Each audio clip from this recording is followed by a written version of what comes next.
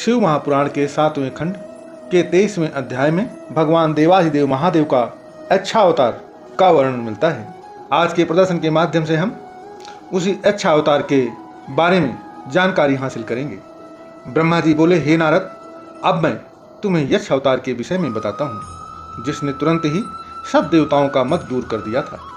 जब देवता तथा दैत्य समुद्र मंथन के समय परस्पर लड़े और उसमें दैत्यों देवताओं से पराजित हो गए, तब देवता अपने अहंकार में भरकर शिव जी को भूल गए और स्वयं को पृथ्वी, आकाश तथा पाताल का स्वामी समझने लगे। वह सब एकत्र होकर गर्व की बातें और अहंकार भरे शब्द बोलने लगे। सब देवता अहंकार में भरकर अपनी अपनी वीरता का बखान करने लगे। उस समय शिव जी ने देवताओं का ऐसा अहंकार देखकर विचित्र चरित्र किया, अर्थात उन्होंने यक्ष स्वरूप धारण करके देवताओं के पास जाकर सबसे कुशल पूछी। उन देवताओं में से कोई भी यह ना जान सका कि ये स्वयं शिव जी हैं। फिर शिव जी ने उनसे कहा कि तुम सब इस स्थान पर बैठकर क्या कर रहे हो?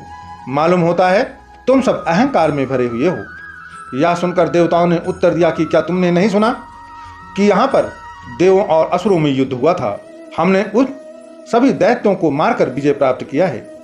यह सुनकर यक्ष स्वरूप शिव जी बोले, हे विष्णु आदि देवताओं, तुम ऐसी बात मत कहो, तुमसे बड़ा भी कोई और है।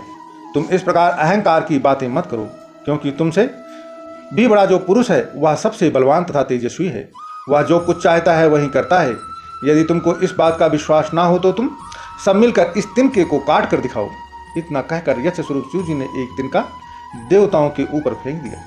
तब सब देवताओं ने अपने अपने शस्त्रों का प्रयोग करके उस तिनके पर प्रहार किया, परंतु वह तिनका हिला तक नहीं, अपने स्थान पर वैसे का वैसा ही पड़ा रहा। यह देखकर इंद्र ने अत्यंत क्रोधित होकर अपना वज्र उस तिनके पर चलाया, परंतु वह भी निष्फल रहा। तदुपरांत विष्णु जी ने क्रोधित हो अपना चक्र तिनके पर मारा, परंतु वह भी असफल रहा। उस समय देवता अत्यंत लज्जित हुए। इतने में यह आकाशवाणी हुई कि हे देवताओं, तुम अपने मन में किसी बात की संशय मत करो। तुम सब ने अहंकार के वशीभूत होकर अपने स्वामी को नहीं पहचाना। उन्होंने तुम्हारा अहंकार दूर कर दिया। फिर कभी ऐसा अहंकार मत करना। तुम्हारे सन्मुख या जो खड़े हुए हैं ये यक्ष स्वरूपी सदाशिव जी ही हैं। हे नारद, इस प्रकार आकाशवाणी सुनकर सब देवता यक्षेश्वर महादेव के चरणों में गिर पड़े तथा अनेक प्रकार से उन्हें प्रणाम कर अहंकार से मुक्त होकर के उनकी विनती करने लगे।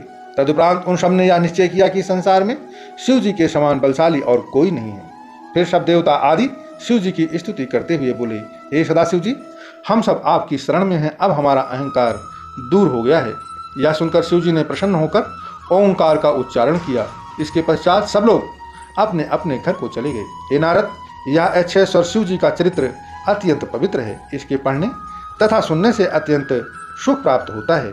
तो यह था मित्रों भगवान भोलेनाथ का यक्षेश्वर अवतार।